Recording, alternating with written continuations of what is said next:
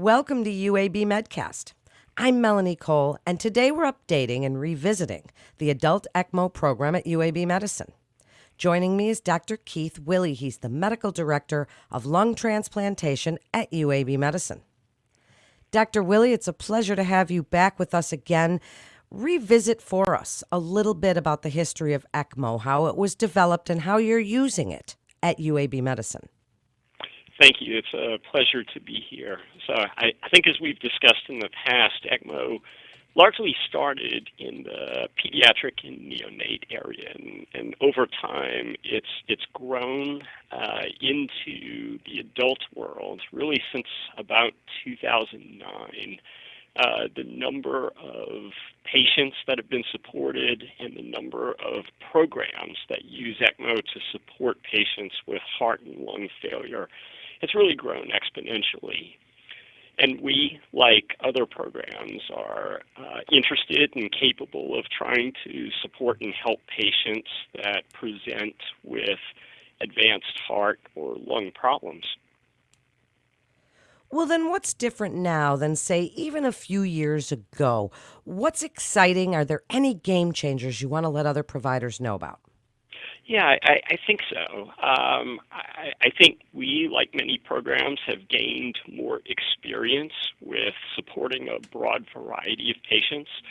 So these, for example, are patients with heart failure, patients with respiratory failure. Obviously, in the last several months, COVID has been a particularly bothersome problem and one that's relatively common.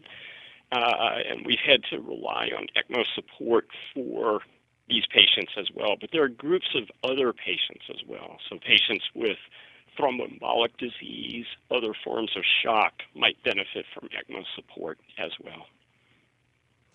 Expand for us a little bit, Dr. Willey, how COVID has affected what you're doing at UAB Medicine as far as patients that are coming in, ECMO use. Tell us a little bit about what you've seen and how maybe you've had to be a little more innovative and creative in what you're doing. Thank you. So I think it's fair to say that ECMO and COVID, or I guess I should say that COVID has really changed the landscape of how UAB is providing critical care, and particularly ECMO support.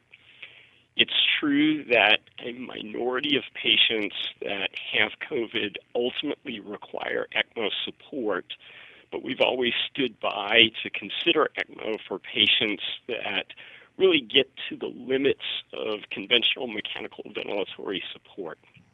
At UAB, we've supported over 20 patients with ECMO at this point who have COVID. And I think our results and outcomes have mirrored the results that have been reported by ELSO, which is the Extracorporeal Life Support Organization.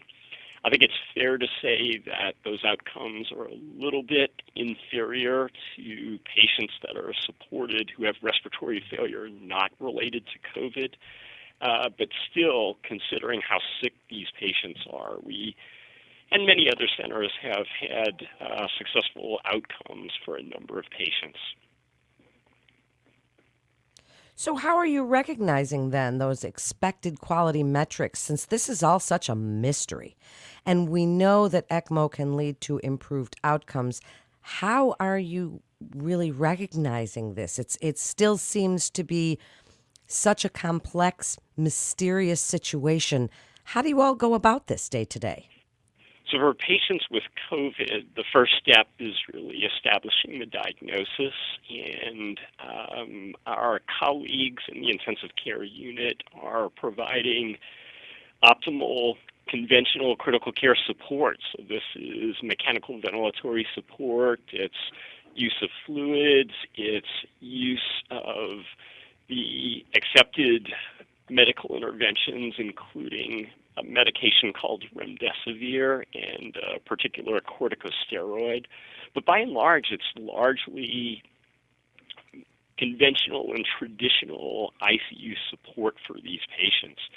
And unfortunately, it's the ones that don't improve and, in fact, get quite sicker where Their oxygen levels are low despite maximal settings on the ventilator, where ECMO could have a role for some of these patients. And so ECMO, as we've discussed in the past, is just an alternative way to provide oxygen, and in some cases, depending on the configuration, blood pressure support for patients that need it. So these are patients that, for example, have severe ARDS related to COVID or even non-COVID situations, or patients that develop shock.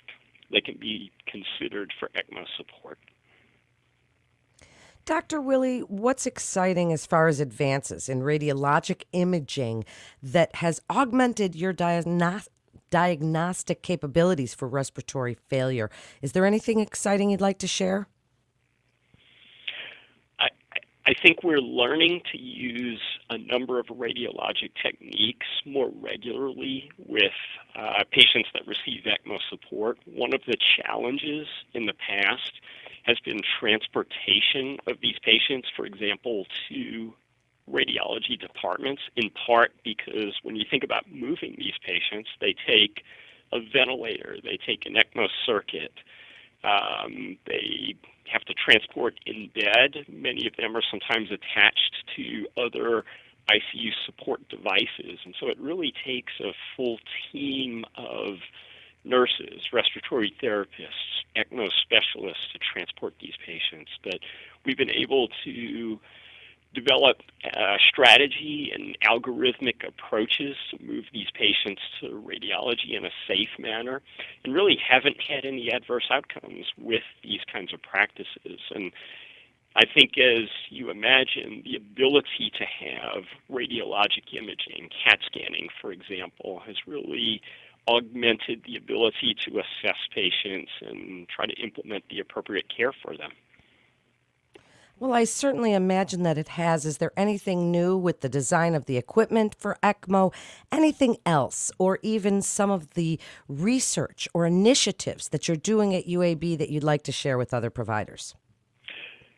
Yeah, I think so. I think there are some newer cannulas, for example. We're studying a number of outcomes related to ECMO, including, for example, anticoagulation management strategies.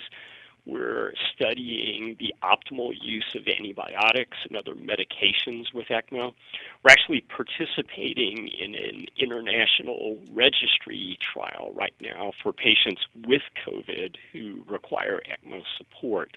And so hopefully these and a number of other studies that we're partaking in will continue to help us to make this technology better and easier to use for patients that need it. As we wrap up, Dr. Willie, how important, and please reiterate this for us, is having that experienced team initiating and monitoring the course of ECMO? Why is UAB so unique in this regard? I think one of the things that's been very nice is that the institution has been highly supportive of the ECMO program, such that we've been able to grow our patient numbers to well over 100 patients per year. And this year we should hit somewhere between 150 and 200 patients that have been supported with ECMO.